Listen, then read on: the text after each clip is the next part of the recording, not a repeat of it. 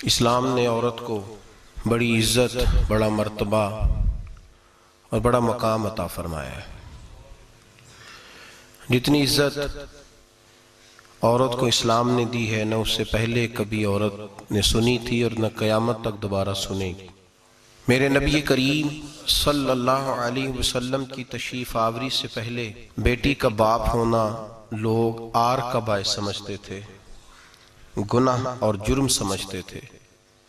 मेरे महबूब करीम अलैहिस्सलाम ने इरशाद फरमाया, जिसकी 4 बेटियां हों या 4 बहनें उसके जिम्मे लग जाएं, वालिद बूढ़ा बीमार हो जाए या इंतकाल कर जाए, 4 बेटियां या 4 बहनें उसके जिम्मेदारी में आ जाएं, वो उन्हें पढ़ाए, अच्छा अदब सिखाए, इज्जत के साथ रुखसत कर दे। महबूब ने फरमाया, जिस तरह मेरी ये 2 उंगलियां जुड़ी हुई हैं, इस तरह मेरे साथ जुड़ के जन्नत में दाखिल हो जाएगा। सहाबी ने अर्ज की, हुजूर अगर बेटियां 4 ना हो, 3 हो? फरमाया, अल्लाह फिर भी यही दर्जा अता करेगा। एक सहाबी ने कहा, हुजूर अगर 2 हो? तो मेरे करीब ने फरमाया, भाई अगर 1 भी हो तो अल्लाह फिर भी यही शान अता फरमाए। बेटी को मेरे महबूब ने फरमाया, मैं हुक्म देता हूं बाप को कि जब घर में तोहफा लेके आए, बेटा भी बैठा हो, बेटी भी बैठी हो, तो पहले बेटी को दे। मेरा हुक्म है बाप के लिए, बेटा भी हो बेटी भी हो, जब देने लगे तो पहले बेटी को पहले दे, उसको पहले अता करे, उसके साथ प्यार ज्यादा करे, बेटी को इज्जत दी। मेरे हबीब करीम अलैहिस्सलातु वस्सलाम ने इरशाद फरमाया, जब किसी के घर बेटी पैदा होती है तो बाप के ज़हन में थोड़ा ख्याल आता है कि अल्लाह जाने क्या बनेगा। मेरे करीम रसूल ने फरमाया, रब करीम हजरत जिब्रील को भेजता है, बेटी के सराहने खड़े होकर कहते हो, बेटी के बाप फिक्र न करना, इसके मामले में अल्लाह तेरी मदद फरमाएगा, रब तेरी मदद करेगा इसके मामले में जब बेटी आती है। मेरे भाई, ये एजाज मेरे रसूल ने अता फरमाया, बहन को, बेटी को, और बात बीवी की आई तो मेरे नबी करीम अलैहिस्सलाम की बारगाह में सहाबी ने अर्ज की, या रसूल अल्लाह, या रसूल अल्लाह सल्लल्लाहु अलैहि वसल्लम, मैं गरीब हूँ, सदके नहीं कर सकता, सखावत नहीं कर सकता। जब सखावत की फजीलतें सुनता हूँ दिल मेरा बड़ा चुटकियां लेता है कि मेरे पास भी पैसे होते तो मैं अल्लाह के रास्ते में देता। हुजूर ने फरमाया, तू हलाल की रोजी कमा के अपनी बीवी के मुंह में लुकमा दे, अल्लाह तुझे सखावत करने का दर्जा अता फरमाएगा, अल्लाह तुझे बड़ी बड़ी सखावत के दर्जे अल्लाह तुझे देगा। तो उसकी, और क्या लफ्ज है हदीस पाक में, खैरुकुम लिअहलिही व अना खैरुकुम लिअहलिही। फरमाया, हाजी भी अच्छे, नवाजी भी अच्छे, सूफी भी अच्छे, दरवेश भी अच्छे, सारे ही अच्छे, लेकिन मैं सबसे ज्यादा अच्छा उसे समझता हूं जिसका अपनी बीवी के साथ सलूक अच्छा है, जिसका अपनी बीवी के साथ नरम रवैया, जिसका अपनी बीवी। और क्या इरशाद फरमाया, फरमाया, वाना खैरुकुम लिअहलिही, घर जाके पता कर लो, मेरी 9 बीवियां हैं इस वक्त जो मौजूद हैं, फरमाया मेरा उन सब के साथ सलूक अच्छा है, सारी मेरे सलूक से मुतमईन। मेरे भाई, हुजूर ने एजाज दिया बहन को, बेटी को, बीवी को, औरत को, और मां के मामले में तो कमाल कर दी। मेरे करीम ने फरमाया, जन्नत थी 7 आसमानों के ऊपर, सिदरतुल मुंतहा के पास। मेरे महबूब फरमाते हैं, जब रब ने मुझे इख्तियार दिया तो मैंने वो जन्नत वहां से खींची और मां के कदमों के नीचे ला के रख दी, वहां से खींच के। गौसुल ज़मा, कुतुबुद दराम, मुहद्दिस आज़म, मुफस्सिर आज़म, शेखुल कुल, शेख तरीकत, वली वक्त भी अगर जन्नत उसने ढूंढनी होगी तो उसे अपनी मां के कदमों के नीचे से मिलेगी। इतना बड़ा एजाज भी को देगा, इतना बड़ा एजाज भी को देगा जो मेरे रसूल ने अता फरमाया है। मां होती है, वो वली वक्त के लिए, गौसे वक्त के लिए भी अगर उसने जन्नत लेनी है तो उसे मां के कदमों के नीचे से मिलेगी।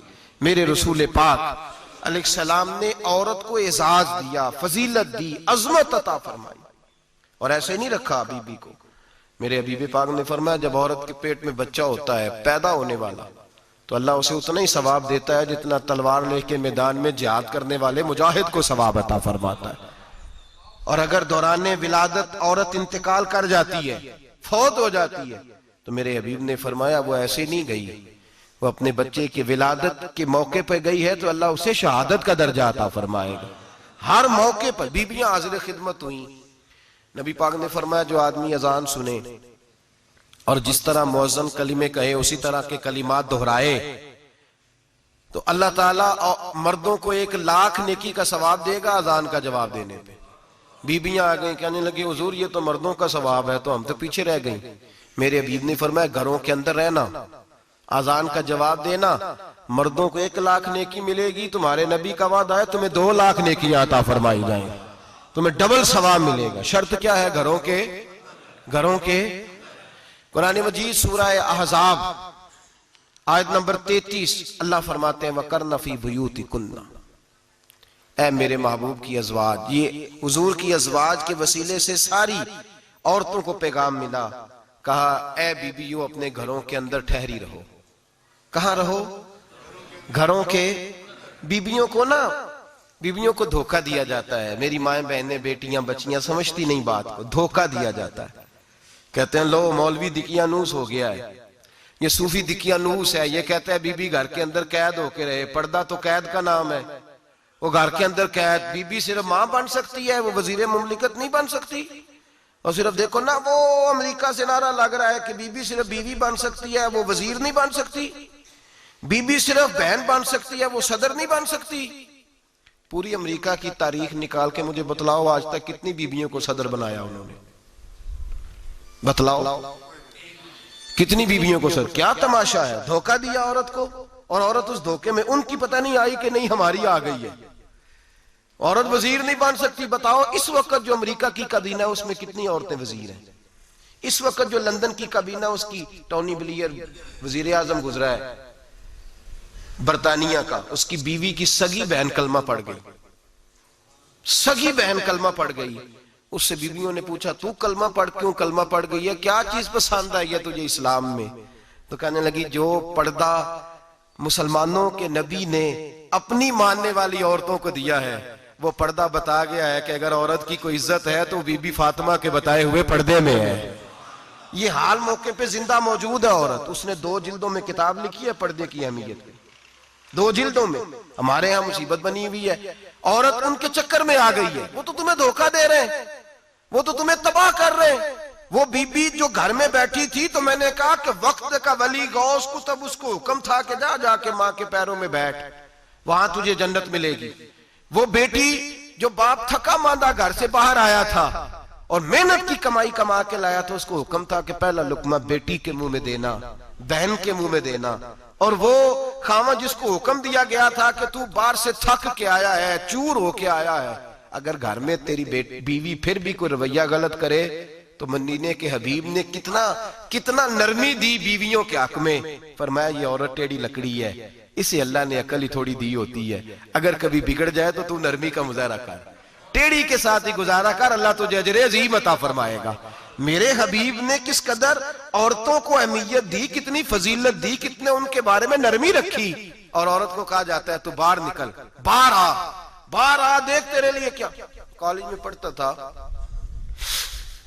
इम्तिहानात के दिन थे तो बस में स्टूडेंट घुस जाते हैं। हम 8-10 लड़के बस के अंदर घुस गए तो लड़कियां कहने लगी हमें भी बिठाओ। वो जो कंडक्टर था बस का उसने कहा कि बेटी बहन लड़के आ गए हैं तो तुम इस तरह करो, तुम ना जाओ, तुम पिछली बस में आ जाना। लड़कियां जोर जोर से बोलने लगी, कहने लगी हमारे बराबर के हुकूक हैं, लड़के बिठाए हैं तो हमें भी बिठाओ, हुकूक जो बराबर के हमें भी बिठाओ। अब वो मजबूर हो गया, पीछे हट गया। वो 8-10 लड़कियां भी चढ़ आई। लड़के सीटों में बैठे हुए तो कहने लगे उठो, शर्म नहीं आती, लेडीज को इज्जत दो, जगह दो।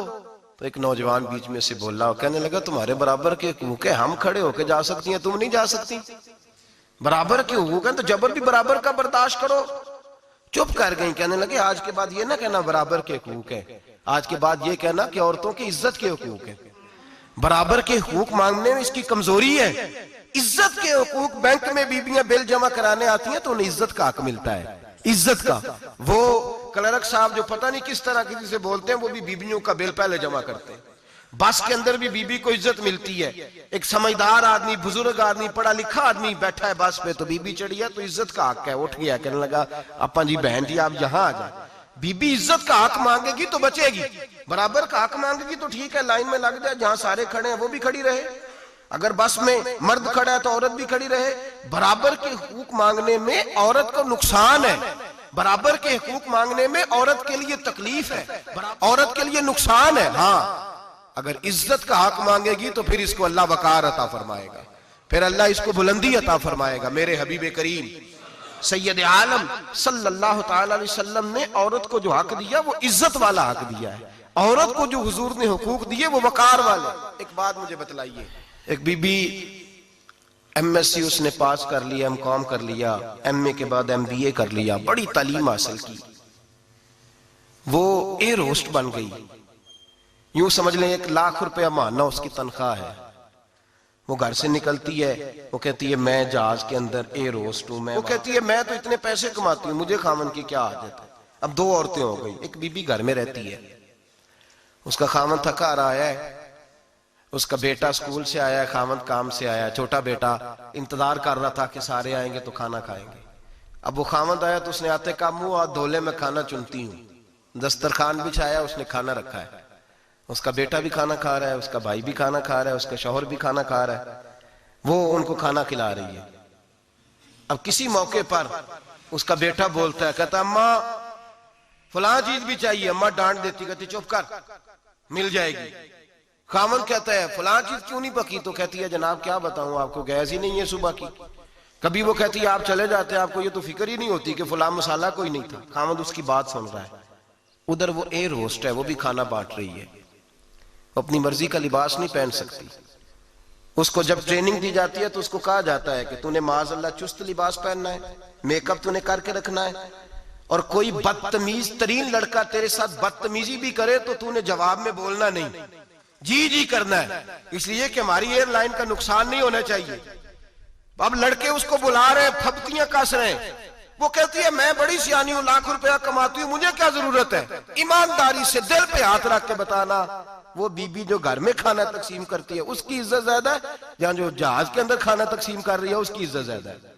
ये अपने दिल से बीबी कह रही है मैं लाख कमाती हूं, ये तो खामद मुझे 10 रुपए देते हुए 100 दफा बातें करता है। तुझे पैसे तो तेरी जेब में उस तरह नहीं आ रहे, लेकिन जो इज्जत तुझे घर में नसीब हो रही है, जो इज्जत तुझे घर में नसीब हो रही है। किसी बुजुर्ग से किसी ने कहा था कि जनाब दुनिया में रोटी खाने का मजा कब आता है? तो उन्होंने कहा रोटी खाने का मजा तब ही आता है जब अम्मा तंदूर पे रोटियां लगा रही होती है। अम्मा तंदूर पे रोटियां लगा रही होती है और बड़े बड़े बादशाह भिखारी बन के खड़े होते हैं, अम्मा एक गरम गरम रोटी देना। वो लुत्फ है, वो जायका है। मेरे भाई, औरत जब तक घर की 4 दीवारी के अंदर रहती है वो महफूज रहती है, वो बावकार रहती है।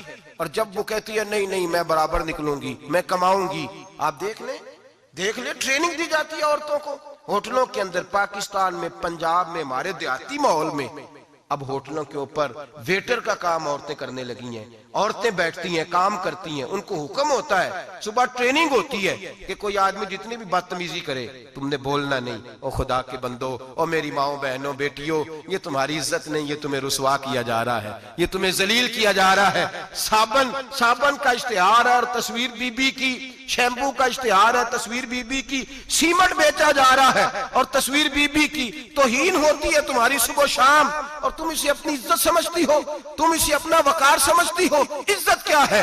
आमिना के लाल, हजरत आयशा के सरदार, सैयदा फातिमा ज़हरा के बाबा, मेरे हबीब करीम सैयद आलम सल्लल्लाहु अलैहि वसल्लम से हजरत फातिमा ने कहा या रसूल अल्लाह, जो बीबी अल्लाह के करीब होना चाहे, जो रब का कुर्ब पाना चाहे, जो अल्लाह की वलिया बनना चाहे, मुझे कोई नुस्खा बता दे, मैं औरतों को बताऊं।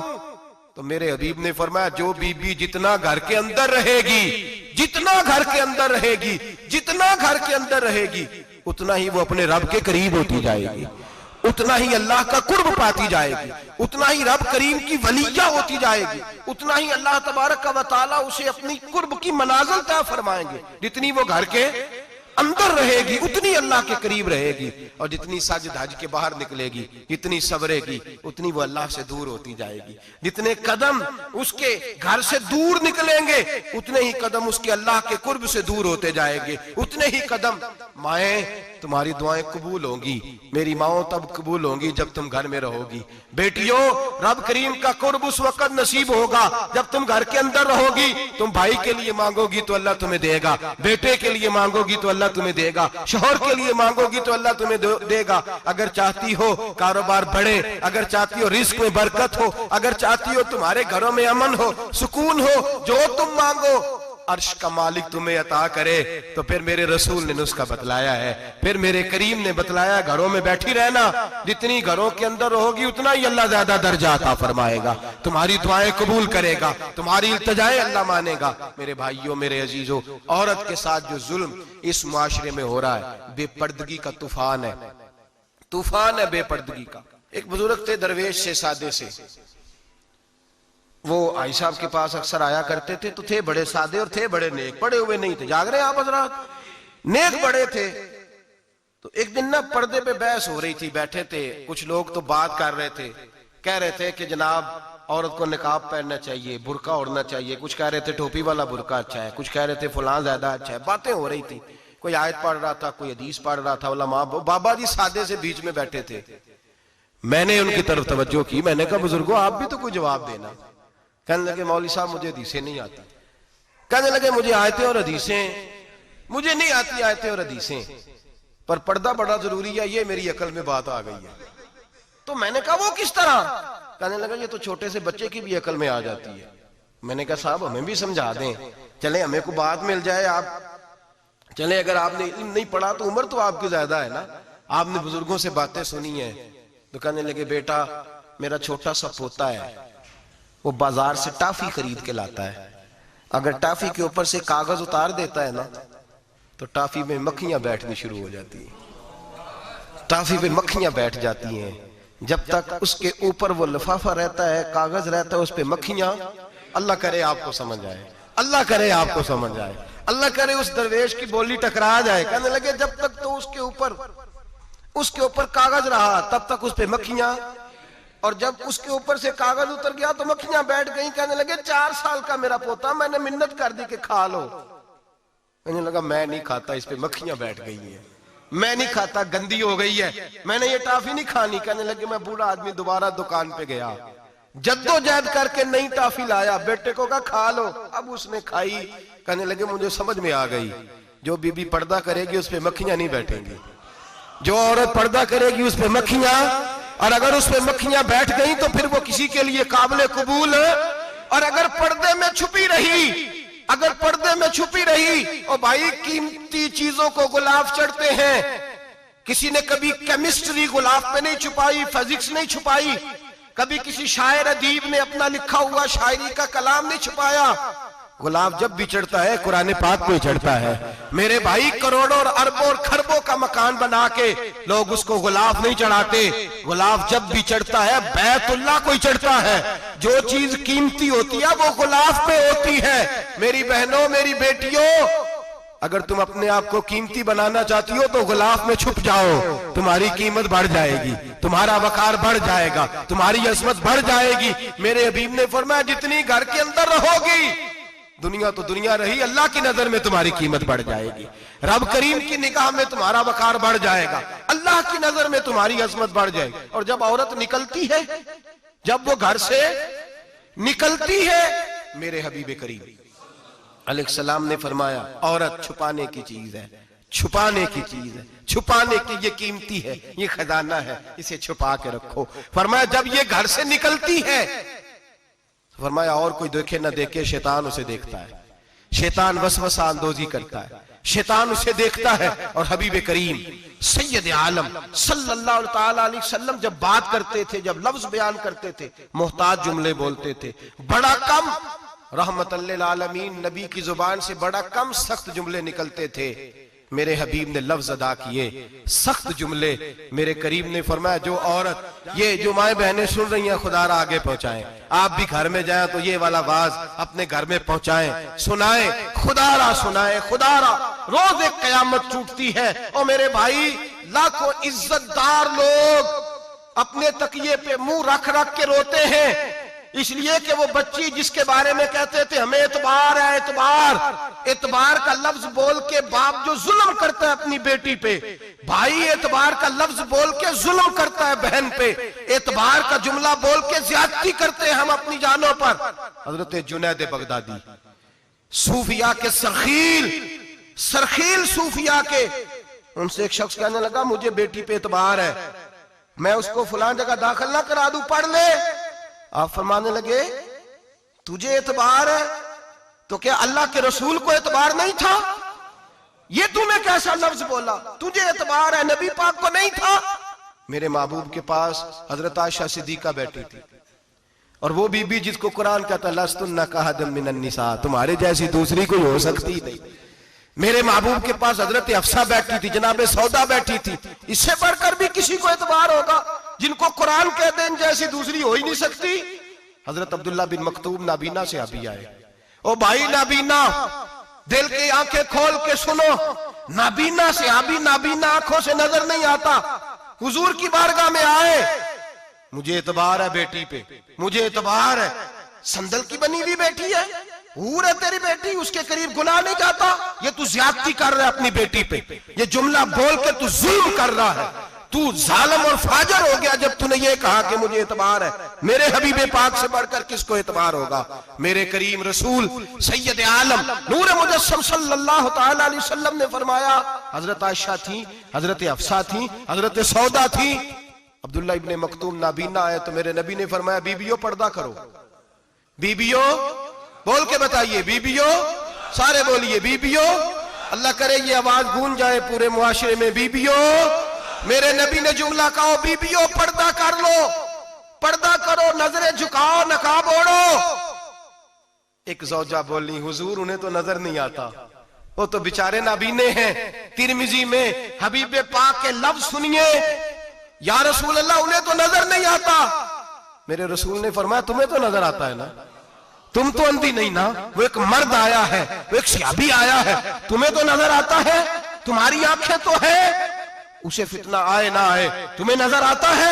खबरदार, पर्दा करो, आंखें झुकाओ, चेहरों पे नकाब डालो। हजरत जुनैद बगदादी फरमाने लगे अगर मेरे रसूल पाक अपनी अज़वाज को कहते हैं पर्दा करो और तू कहता है मुझे एतबार है, अगर नबी पाक अपनी बेटी हजरत फातिमा को कहते हैं पर्दा कर, तू कहता है मुझे एतबार है। जनाब जुनैद बगदादी मजीद बोले, आप फरमाने लगे अगर हसन बसरी पढ़ाने वाला हो, राबिया बसरी पढ़ने वाली हो और बीच में कुरान पाक पढ़ा हुआ हो, पढ़ाने वाला हसन बसरी, पढ़ाने वाले हसन बसरी जिन्होंने मौला अली शेर खुदा की सोबत पाई, जिन्होंने उम्मुल मोमिनीन हजरत उम्मे सलमा के घर में परवरिश पाई, फरमाया पढ़ाने वाला हसन बसरी, पढ़ने वाली राबिया बसरी। वो बीबी जो दुआ मांगे तो अल्लाह मुर्दा ऊंट को जिंदा फरमा दे।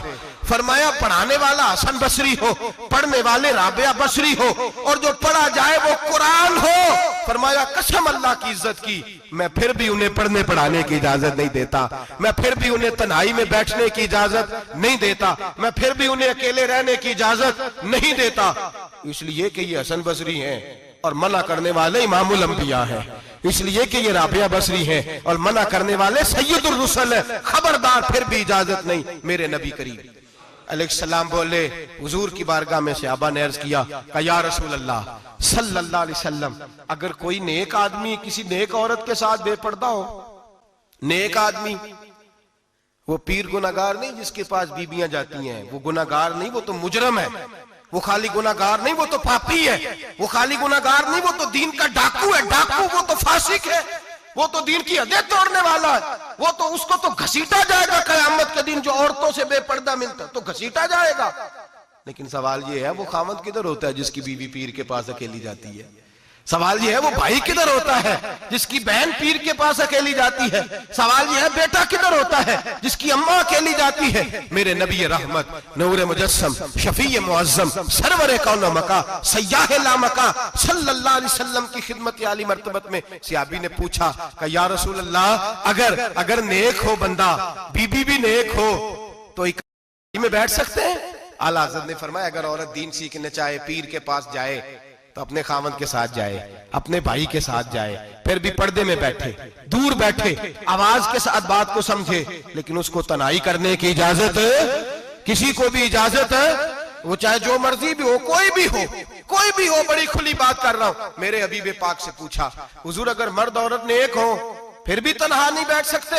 मेरे महबूब ने फरमाया अगर जकरिया के बेटे याहया हो और ईसा की वालदा मरियम हो तो फिर भी मैं उन्हें तन्हा रहने की इजाजत नहीं देता, फिर भी उन्हें तन्हा रहने की मैं इजाजत नहीं देता, फिर भी इजाजत नहीं है। जब मेरे रसूल पाक सल्लल्लाहु अलैहि वसल्लम ने इतनी पाबंदी लगा दी, जब बात हजरत हसन बसरी और राबिया बसरी की आ गई, जब बात जनाबे मरियम सलामुल्लाह अलैहा और जनाबे सैयदना जकरिया अलैहिस्सलाम की आ गई, जब यहां तक बात पहुंच गई तो फिर तू मॉडर्न है, फिर तू ज्यादा एतबार वाला है कि तेरी बेटी यूनिवर्सिटी ड्राइवर के साथ जाती है, फिर तूने कहां से वो उसके अंदर नूर भर दिया है कि तेरी बेटी अकेली घूमती है, फिर कहां तूने ये बात समझ लिया है कि तेरी बच्ची जहां मर्जी तन्हा रहती है, फिर तू कहां से वो कुव्वत लाया? ये तालीम है?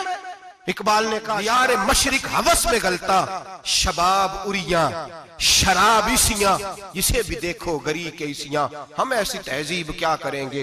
और इकबाल कहने लगे तुम्हारी तहजीब खुद अपने खंजर से खुदकुशी करेगी, इसलिए कि जो शाखे नाजुक पे बनेगा आशियाना वो ना पायदार होगा। मेरे भाई हम लोग पहले हाथ में आग का अंगारा देते हैं, फिर कहते हैं बेटे तूने जलना नहीं, हम पहले उसको सारी सहूलियात देते हैं, फिर कहते हैं तूने बिगड़ना नहीं। मेरे नबी रहमत नूर मुजस्सम शफी मुअज्जम सल्लल्लाहु अलैहि वसल्लम ने फरमाया जो बीबी बन संवर के बाजार जाए, मेरी तरफ देखे, आंखें खोल के देखे, ये हदीस आपने सुनानी है इंशाल्लाह, बोलिए सुनाएंगे इंशाल्लाह ताला, बोल के इंशाल्लाह कहिए आपको सवाब होगा, सुनाएंगे इंशाल्लाह। मेरे नबी करीम सल्लल्लाहु अलैहि वसल्लम ने फरमाया जो औरत बन संवर के बाजार जाए, अब तो खैर बीबियां बुरका पहन के जाती, बुरके पे भी कढ़ाई की है, बुरके पे भी काम कराया, बुरके पे जो काम और नक्श निगारी हुई है वो 10,000 की है। बुरका पर्दे के लिए पहना था, दिखाने के लिए। ये कैसा बुरका है कि उसने बुरका भी पहना हुआ है और बुरका भी उसने फैशन वाला पहन लिया है? ये किस तरह का? इस तो पर्दे को पर्दे की जरूरत पड़ गई। ये कैसा पर्दा है कि जो पर्दे को पर्दे की जरूरत है?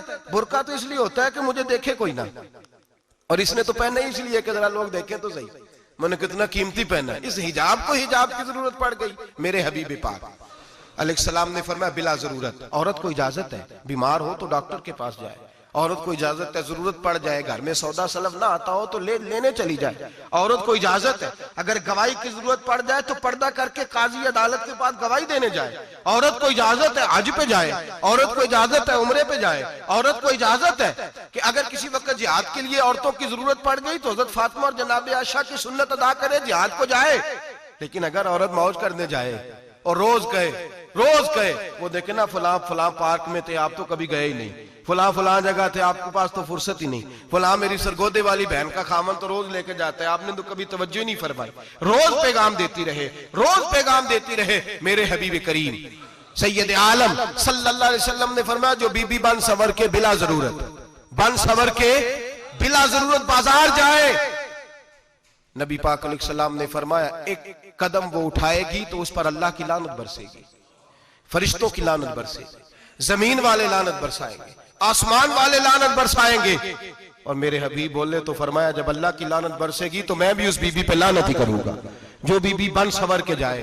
और आगे सुन ले, मेरे हबीब ने फरमाया अगर उसका खामद राजी हो उसके बन संवर के बाजार जाने पे, आप नाराज हो जाएं, अल्लाह करे इस बात पे हो ही जाए और अल्लाह करे बदल जाए निजाम, जो खामद खुद मेकअप करा के तैयार करा के पार्टी में लेकर के जाए, जो सामने वाली फ्रंट सीट पे खुद बगैर नकाब के उसको बिठाए, जो मोटरसाइकिल की पुश्त पे खुद तैयार करा के बिठाए और जो खुद कहे तू चली जाना, जा तू शादी भी तू देखा, फला काम भी तू करा, मैं आजाद हूं। मेरे हबीब ने फरमाया जिसकी बीवी बन संवर के जाए, जिसकी बीवी मेकअप करके जाए, चेलम पे भी ब्यूटी पार्लर से होके जाती है, जिसकी बीवी बन संवर के निकले वो राजी हो, वो खुश हो। बाद ऐसे मना करते हैं, नाराज होते हैं, वो गुनाह सिर्फ औरत के जिम्मे है।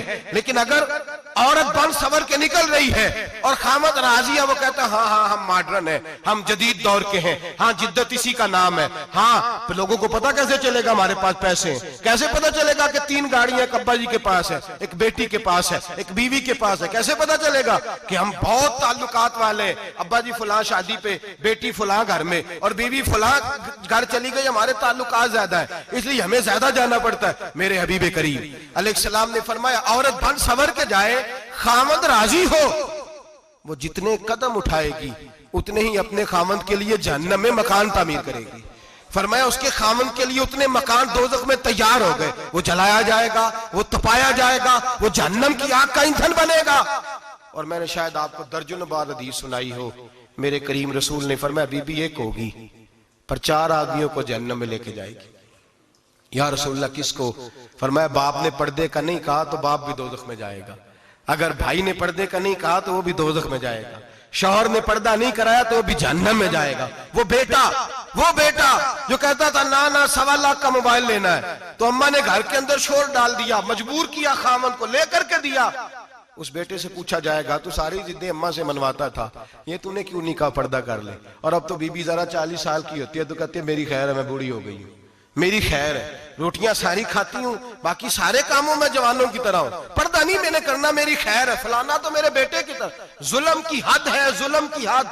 कजन एक दूसरे से हाथ मिलाते, कजन, वो किस मुसीबत का नाम है? कहते ये भाई है, ओ भाई ये भाई होता तो इससे निकाह नाजायज होता। अब चूंकि अल्लाह ने इसके साथ निकाह को हराम रखा है तो ये तुम्हारा भाई हो सकता? मेरे रसूल करीम सल्लल्लाहु अलैहि वसल्लम ने फरमाया सुवर निजसुलैन है, कुत्ता बिल्कुल नापाक नहीं होता, कुत्ता भीग जाए तो बादों का नापाक होता है, या कुत्ते के मुंह से थूक निकले तो नापाक होती है। सुवर निजसुलैन है, पूरा नापाक, खुश्क भी हो तो नापाक है। मेरे हबीब पाक अलैहिस्सलातु सलाम ने फरमाया एक सुवर हो वो पहले ही नापाक, और दूसरा फिर वो सुवर गंद में लिपटा हुआ हो, गलाजत उस सुवर को लगी हुई हो। फरमाया एक तो सुवर जो निजसुलैन है और फिर वो गंद में लिपट जाए, गलाजत में भर जाए, उसके पूरे वजूद को गंदगी लग जाए। फरमाया वो सुवर गंदगी और गलाजत में लिपटा हुआ तेरे जिस्म से लग जाए तो इतना बुरा नहीं, जितना गैर महरम औरत का वजूद तेरे वजूद से लग जाए तो बुरा है। किस कदर तफसील दी, कहां से बात शुरू की और कहां मेरे नबी ने सिखाई। कजन हाथ मिला रही है, कजन के साथ बाजार जाया जा रहा है, कजन के साथ फला काम हो रहा है, कजन को चचा का बेटा भाई होता है, अगर ये सगा भाई होता तो इसके साथ निकाह नाजायज होता। खुदारा आ जाओ, लौट आओ, वापस पलटो दीन की तरफ, लौटो, इस तबाही से निकलो।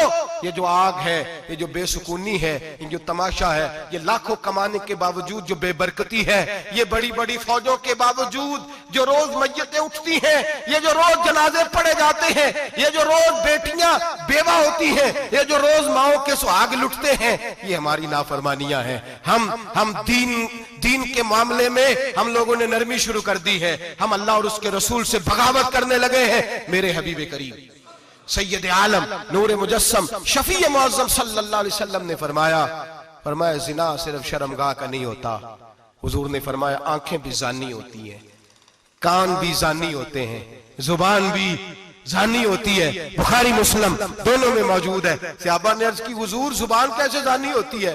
फरमाया जो नमाज के बावजूद गंद बोलता है, गलीज गुफ्तगू करता है, वो जुबान का जानी है। और फरमाया जो रोज गंद देखता है, वो जितनी मर्जी तजते पड़े, वो आंख का जानी है। और जो गंदी बातों में लज्जत महसूस करके सुनता है, वो जितना मर्जी रोज उठ के मस्जिद में झाड़ू दे, वो कानों का जानी है। मेरे नबी ने फरमाया आंख का जिना भी छोड़ दो, कान का जिना भी, बोलिए कान का जिना भी, जुबान का जिना भी। मुस्नद इमाम अहमद बिन हंबल उठाइए, एक सहाबी ने अर्ज की हुजूर नमाज में दिल नहीं लगता, मेरा कुरान पाक में दिल नहीं लगता, दुरूद और सलाम में दिल नहीं लगता। आमिना के मासूम लाल ने क्या जवाब दिया?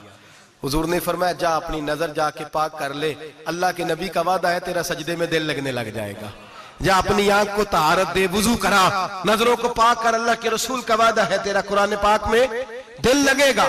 जाके अपनी नजर को पाक कर, वादा है तेरी जुबान पे दुरूद सलाम जारी हो जाएगा, अल्लाह का जिक्र जारी हो जाएगा। मेरे भाइयों, औरत का पर्दा, औरत का हिजाब दीन में उसी तरह फर्ज है जिस तरह नमाज फर्ज, जिस तरह रोजा फर्ज है, जिस तरह ज़कात फर्ज है, उसी तरह औरत का पर्दा भी फर्ज है। अगर किसी घर में औरत पर्दा नहीं करती, उस घर के मकीन सारे अल्लाह के हुजूर जवाब दे हैं। मेरे हबीब करीम अलैहिस्सलाम ने जिस औरत को पसंद किया, जिस औरत की तारीफ की, जिस औरत की बाबत मेरे नबी ने इरशाद फरमाया, और बड़े खूबसूरत लफ्ज हैं, साहिब अहकामुल कुरान में लिखे हैं। मेरे हबीब पाक ने सहाबा की महफिल सजाई, मजमा खचाखच मस्जिद भर गई। हुजूर ने फरमाया बोल के बताओ खैरुन निसा कौन सी है, औरतों में सबसे अच्छी बीबी कौन सी है, बोल करके बताओ। हजरत सिद्दीक अकबर से लेकर मौला अली तक, हजरत अली से लेकर जनाब बिलाल तक, हजरत सलमान फारसी से लेकर अब्दुल्ला मुजनी तक भरा पड़ा है मजमा। हुजूर ने फरमाया बोलो सबसे अच्छी औरत, सबसे अच्छी औरत कौन होती है? एक सहाबी कहने लगे हुजूर जिसकी नमाज कज़ा ना हुई हो। फरमाया वो भी अच्छी है पर तुम मेरी मुराद को नहीं पहुंचे। एक ने कहा हुजूर जो खामद की ताबेदार हो। फरमाया वो भी अच्छी है पर तुम मेरी मुराद को नहीं पहुंचे। एक सहाबी ने कहा या रसूल अल्लाह जो पाक दामन हो। हुजूर ने फरमाया तुम मेरी मुराद को।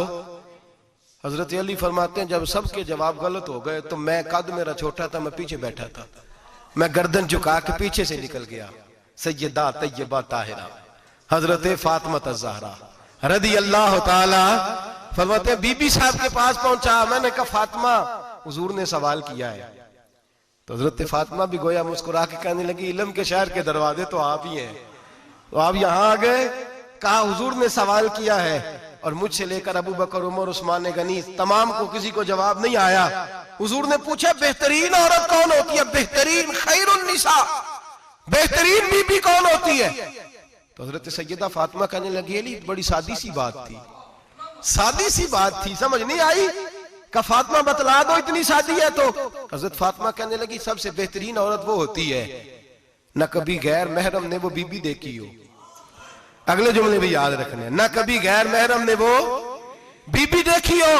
और फरमाया ना उस बीबी ने कभी कोई गैर महरम देखा हो। सिर्फ मर्द पे पाबंदी नहीं कि वो औरत न देखे, फरमाया औरत पे भी पाबंदी है कि वो भी गैर महरम का चेहरा न देखे। फरमाया बीबी ने भी गैर महरम न देखा हो, वो खैरुन निसा है, वो सबसे आला।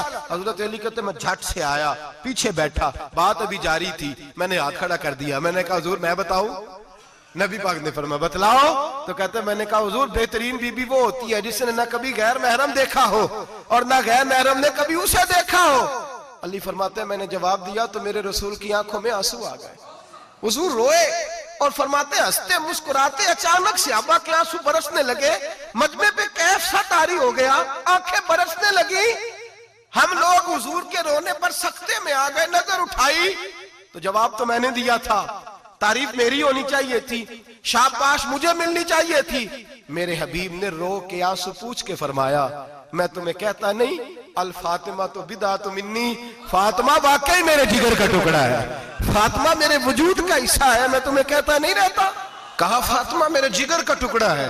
हजरत अली फरमाते हैं सहाबा मेरी तरफ देखने लगे और कहने लगे अली जवाब तू दे, शाबाश बीबी साहबा को मिले। तो कहते हैं मैंने कहा हुजूर रोए हैं तो आंसू मेरे भी छलक ही पड़े हैं। फरमाने लगे लफ्ज मेरे हैं पर सोच उस बेटी के है जिसकी तरबियत मोहम्मद अरबी ने फरमाई है। फरमाया जुमले मेरे हैं, नाकिल मैं हूं, बात मैं बयान कर रहा हूं, लेकिन पीछे सोच उस नूर वाली बेटी की है जिसको अपने घर के अंदर रह के आंगन में रख के रसूल पाक ने परवरिश फरमाई। हजरत फातिमा फरमाती हैं हजरत अली मेरे पास दौड़े आए और कहने लगे फातिमा चल मस्जिद। पता नहीं हुजूर को क्या हो गया है, हुजूर रो रो के बेहाल हो गए और हुजूर हुजरे में रो रहे हैं और हिचकियों की आवाज मस्जिद में आ रही है। चल जरा चल के हुजूर की बात देख क्या हुआ है, हमारी तो ताकत नहीं अंदर जाने की। सैयदा तैयबा ताहिरा हजरत फातिमा झट से पर्दा ओढ़ा, हाजिर खिदमत हुई, अंदर गई। कहती हुजूर के कंधे पे हाथ रखा तो महबूब बेटी के हाथ की ठंडक महसूस की, सर सजदे से उठाया। फरमाया फातिमा आ गई हो? हुजूर आई। फरमाया चल बेटी तू भी हाथ उठा और मेरी उम्मत की बेटियों के लिए दुआ मांग। चल तू भी हाथ उठा, मेरी उम्मत की बहनों माओं के लिए दुआ मांग। महबूबा क्या हुआ? मेरे हबीब ने फरमाया रात मुझे दिखाया गया है दोज़ख में कुछ बीबियां हैं, उनके बाल फरिश्तों ने बांधे हुए हैं और उन्हें गुर्ज मार रहे हैं। वो चीखती चिल्लाती हैं और मदद के लिए पुकारती हैं, वो बड़ी तकलीफ में हैं। तो बीबी साहब अर्ज करते हैं या रसूल अल्लाह उनकी गलती क्या है? तो मेरे नबी ने फरमाया वो बारीक दुपट्टा ओढ़ती थी, वो बारीक दुपट्टा ओढ़ती थी, उनके बाल चमकते थे, गैर महरमों की नजर पड़ती थी, उन्हें दोज़ख में सजा मिलेगी, वो चिल्लाएंगी चीखेंगी, उनकी मदद को कोई नहीं पहुंचेगा। चल तू हाथ उठा दुआ मांग। हजरत फातिमा उम्मत को पैगाम देती हैं पर्दा ओढ़ लो, हिजाब में आ जाओ, अपने आप को रसूलुल्लाह की बारगाह में झुका दो। मेरे भाई आज दिन ब दिन जैसे जैसे लोग कहते हैं डिग्रियां बढ़ गई, लेकिन उसके साथ साथ बीबियों का हिजाब उतर गया, सड़कें भी भर गईं। मेरे भाई हर महकमे में औरतें बैठ गईं, हर जगह बीबियां आ गईं, बैंक में औरतें आ गईं, प्लाजो में औरतें आ गई, दफातर में औरतें आ गई, जगह जगह गुनाह के अड्डे कायम हो गए। हबीब करीम सैयद आलम नूर मुजस्सम शफी मुअज़्ज़म सल्लल्लाहु तआला अलैहि वसल्लम ने फरमाया, जब बीबी घर से निकलती है शैतान उसे ताड़ता है, वसवसा अंदोजी करता है। औरत नाजुक होती है, अकल की आदी होती है, उसको लोग वसवसे में डाल लेते हैं।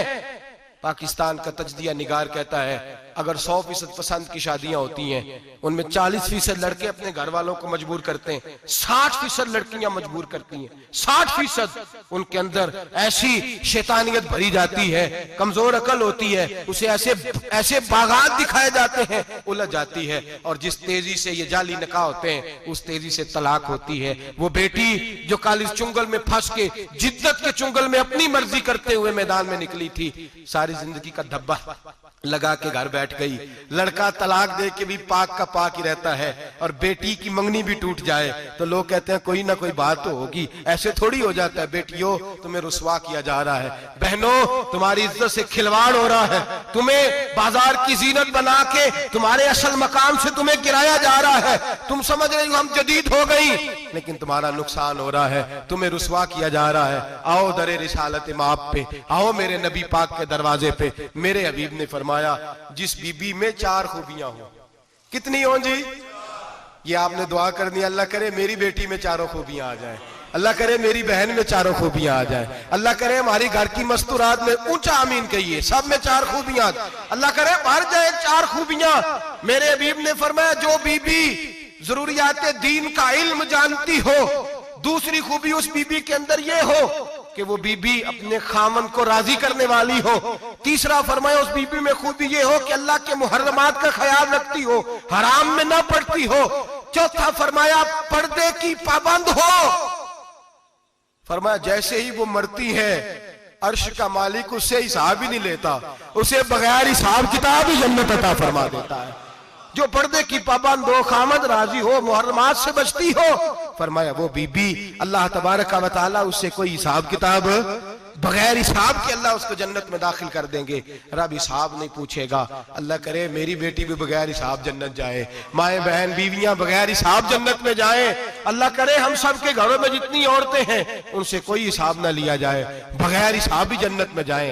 फिर उन्हें पर्दे का पाबंद करो, फिर उन्हें शौहर की ताजीम सिखाओ, फिर उन्हें हराम से बचना सिखाओ, फिर उन्हें रसूलुल्लाह सल्लल्लाहु अलैहि वसल्लम की बेटी का उसवा नूर सिखाओ, फिर उन्हें हजरत आयशा की सीरत पढ़ाओ, फिर हजरत खदीजतुल कुबरा का तरीका बतलाओ, फिर उन्हें रसूलुल्लाह की कनीज़ाएं बनाओ।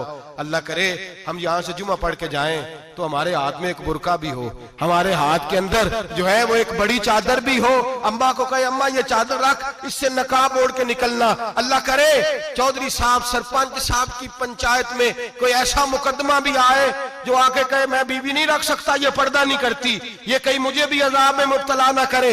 अल्लाह करे शौहर इस तरह का गैरतमंद बने, वो कहे खबरदार खबरदार, अगर तू दरवाजे से निकली। आला हजरत इमाम अहले सुन्नत मुजद्दिदीन मिल्लत मेरे आला हजरत से किसी ने पूछा था कि हजरत जी बीबी नात पढ़ सकती है? फतावा रज़विया की 14वीं जिल्द, बीबी मिलाद पढ़ सकती है? मिलाद? आला हजरत ने फरमाया अगर बीबी मिलाद पढ़ रही हो, नात पढ़ रही हो और उसकी आवाज गैर महरम के कानों तक जा रही हो, फरमाया उसे सवाब नहीं होगा, उसे हराम काम करने का गुनाह दिया जाएगा। बीबी को मना है, वो नात की आवाज भी औरत का ही नहीं पड़ता, दीन में तो औरत की आवाज का भी पर्दा है। दीन में तो औरत की हजरत सैयदा ज़ैनब, हजरत फातिमा की वो लख्ते जिगर जो मैदान करबला में इमाम हुसैन बराबर की शरीक रही सैयदना इमाम हुसैन के साथ। याह्या बिन मोइन कहते हैं मैं 15 साल तक हजरत ज़ैनब का पड़ोसी रहा हूं। 15 साल, घर बराबर होता है ना, बंदा बीबी देख ही लेता है। वो बीबी कभी पर्दा डाल के जा रही है दवाई लेने, कभी नजर आ ही जाती है। कहते हैं 15 साल में सैयदा फातिमा की बेटी का पड़ोसी रहा हूं, मैंने कभी बुरके में छुपी हुई ज़ैनब भी नहीं देखी, बुरके में छुपी हुई ज़ैनब भी कभी नहीं देखी। हजरत अब्दुल्ला बिन जाफर तैयार जनाबे अलीउल मुर्तजा के भाई थे, उनके बेटे के साथ इनका निकाह हुआ था, बीमार हो गई तो हजरत अब्दुल्ला कहने लगे ज़ैनब चल तुझे हकीम के पास ले जाऊं, तबीब के पास ले जाऊं। तो हजरत ज़ैनब कहने लगी आप जाइए मेरा हाल बता के दवाई ले आइए। तो हजरत अब्दुल्ला जाफर तैयार कहने लगे शरीयत में गुंजाइश है डॉक्टर के पास जाने, हकीम के पास जाने की गुंजाइश है, तो चलती क्यों नहीं? तो हज़रत ज़ैनब कहने लगी शरीयत में गुंजाइश तो है, पर अब्दुल्ला मेरी मजबूरी ये है कि मैं फातिमा की बेटी हूँ। शरीयत में गुंजाइश तो है पर मेरी मजबूरी ये है कि मैं हुसैन की बहन हूँ। शरीयत में गुंजाइश है पर मैं हसन की बहन हूँ। शरीयत में बड़ी गुंजाइश है पर लोग मुझे मोहम्मद अरबी की नवासी कहते हैं।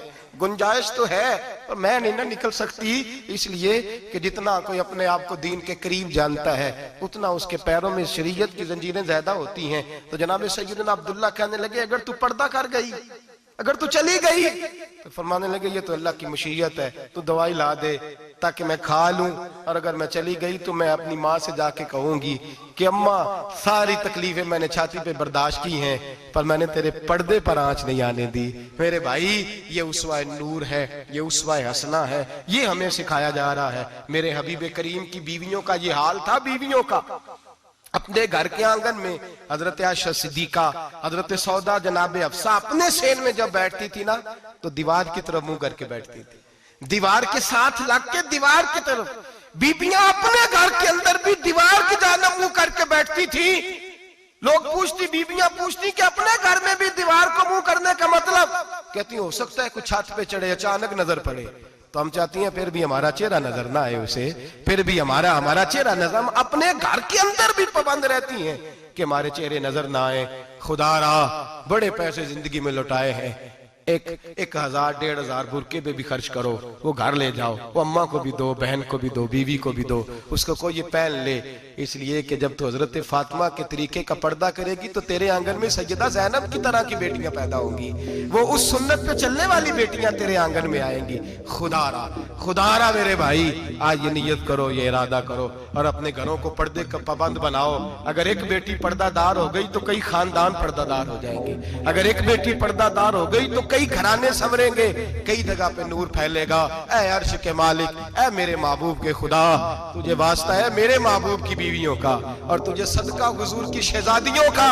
ऐ अल्लाह इतना करम बरसा, इतनी रहमत बरसा कि मेरे वतन की बेटियां और मेरे वतन की माएं बहनें बच्चियां ये समझ जाए कि हमारी निजात सिर्फ हजरत फातिमा के बुरके में है, हजरत आयशा के पर्दे में है, सैयदा खदीजातुल कुबरा के हिजाब में है। अल्लाह करे ये समझ जाए और ये जब भी सजदा करें तुझसे हयाई मांगे, ये तुझसे जब भी सजदा करें ये तुझसे अपने लिए चादर ततहीर और पर्दा तनवीर मांगे।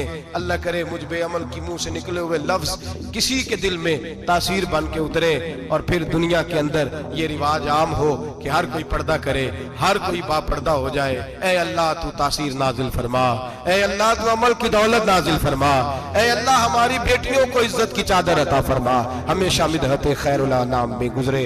दुआ है ये उम्र दरूद सलाम में गुजरे। आखिर